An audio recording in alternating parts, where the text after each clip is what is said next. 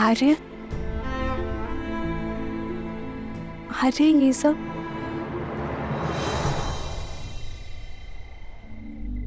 कर्तव्य पथ सीता, भरत और शत्रुघ्न मांडवी और श्रुत कीर्ति के साथ कैकेयी लौट रहे हैं।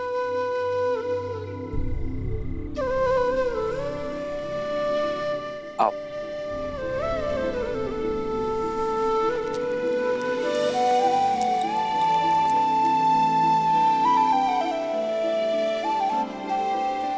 प्रणिपात भैया, प्रणिपात माता। आप दोनों की ही प्रतीक्षा कर रहे थे। भैया, मेरी कैकेयी में यात्रा अधूरी है, उसे पूर्ण करने जा रहा हूं। विदा कीजिए अपने भाई को, आशीर्वाद दीजिए मुझे।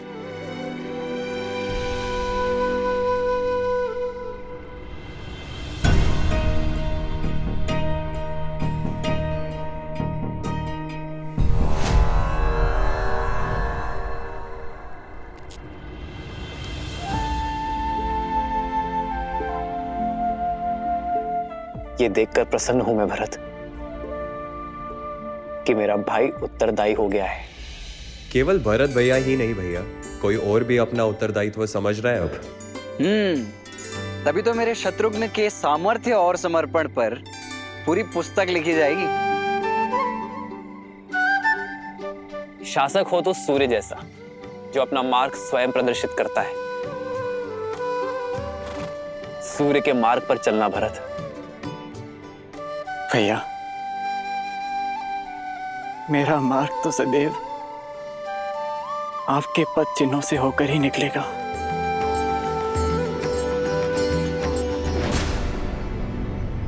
देखा कैकेयी, जाते जाते भी मेरे भरत के कान भर रहा ये राम। उसे तो अपनी परछाई से भी अलग होने का अवसर नहीं देता। आप चारों के जाने से घर सूना हो जाएगा। वापस लौटने में अधिक प्रतीक्षा ना करवाना भरत। शीघ्र लौटूंगा भाभी माँ। विदा कीजिए भैया।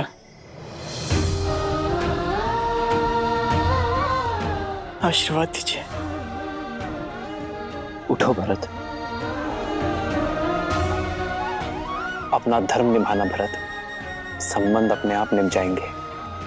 विदा कर रहा हूं अपने छोटे भाई को। प्रतीक्षा करूंगा एक कुशल प्रशासक की। और मैं वही कुशल प्रशासक बनकर लौटूंगा।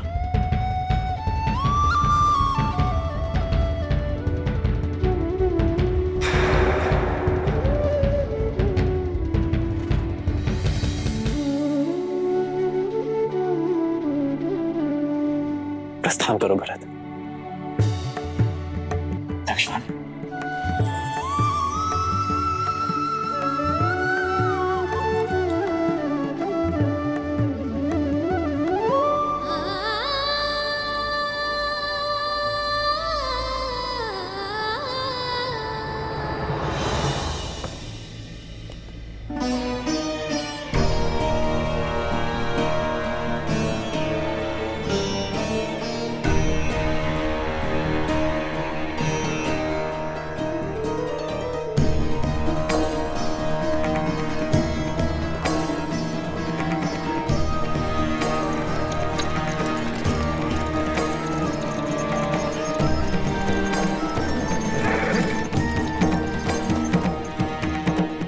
भूल मत जाना कैकेयी कि वो कौन है जिसके कारण तुम्हें हर बार पुत्र वियोग सहना पड़ता है।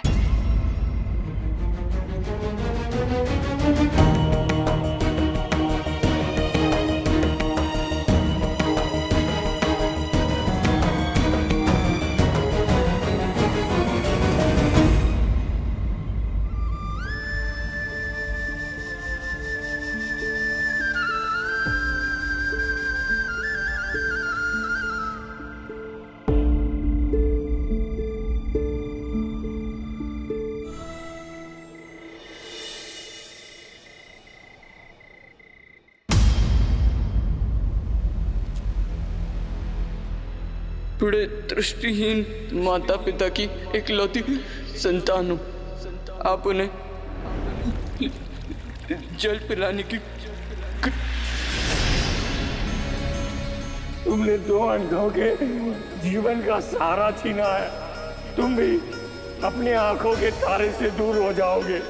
अपने धर्म रक्षक पुत्र के वियोग में तरस तरस कर मरोगे तुम।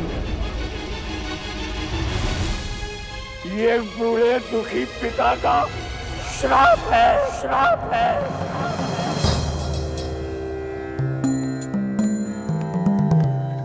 राम गुरुदेव। आयुष्मान भव।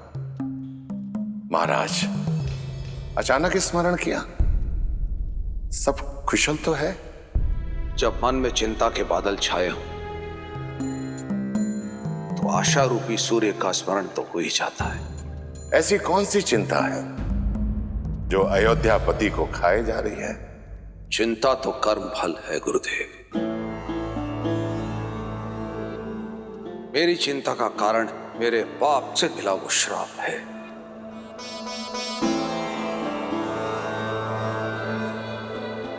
वो पाप जो वर्षों पूर्व मुझसे हुआ था।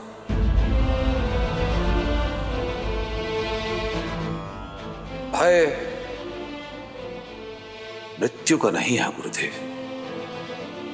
मृत्यु तो आनी ही है। भय तो मृत्यु के मार्ग का है।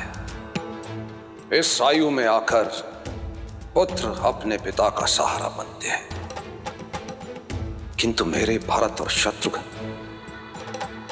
फिर से मुझसे दूर हो गए। हम निरंतर यह भय सता रहा है कि कहीं मेरे राम और लक्ष्मण तो मुझसे दूर नहीं हो जाएंगे ना गुरुदेव। मेरा मार्गदर्शन करें। ये पल हर राजा के जीवन में आता है महाराज। अयोध्या की पताका लेकर आप बहुत लंबी यात्रा कर चुके हैं। ऐसे में थकान उचित है, और थकने के बाद ये पताका आपको युवा पीढ़ी को सौंप देनी चाहिए। महाराज, आप बहुत भाग्यशाली हैं कि ईश्वर ने आपको राम जैसा पुत्र दिया है, जो योग्य भी है और उत्तरदायी भी है, और प्रजा के बीच में जनप्रिय भी हैं। अपने धर्म और अपने शौर्य का परिचय पूरे संसार को दे चुके हैं। विवाहित भी है। मेरा आपसे अनुरोध है कि आप रघुनंदन को अयोध्या का सिंहासन सौंप दें और प्रजा के प्रिय राम को युवराज घोषित करें। अयोध्या की प्रजा ये देखने के लिए आतुर है।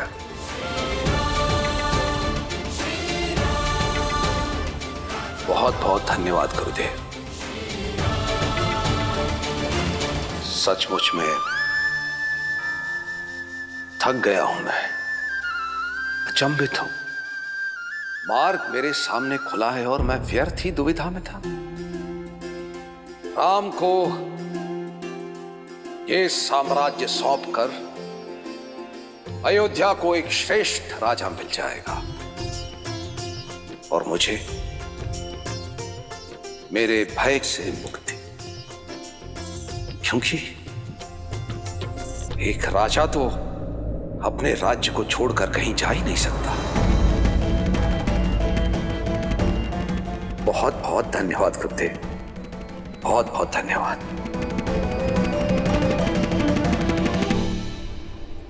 आप एक पुत्र की दृष्टि से देख रहे हैं, एक माँ की दृष्टि से भी तो देखिए।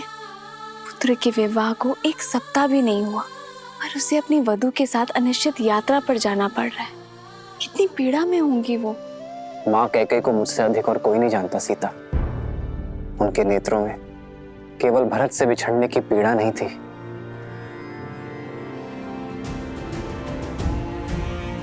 एक आक्रोश था।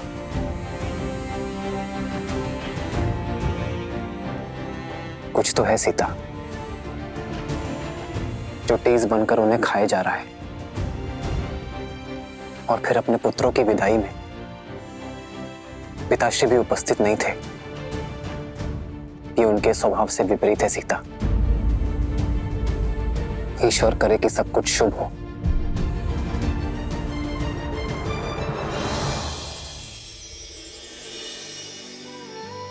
सब शुभ होगा जब माता पिता की वेदना को समझने वाला पुत्र उनके पास बैठकर उनकी मन की सुनेगा।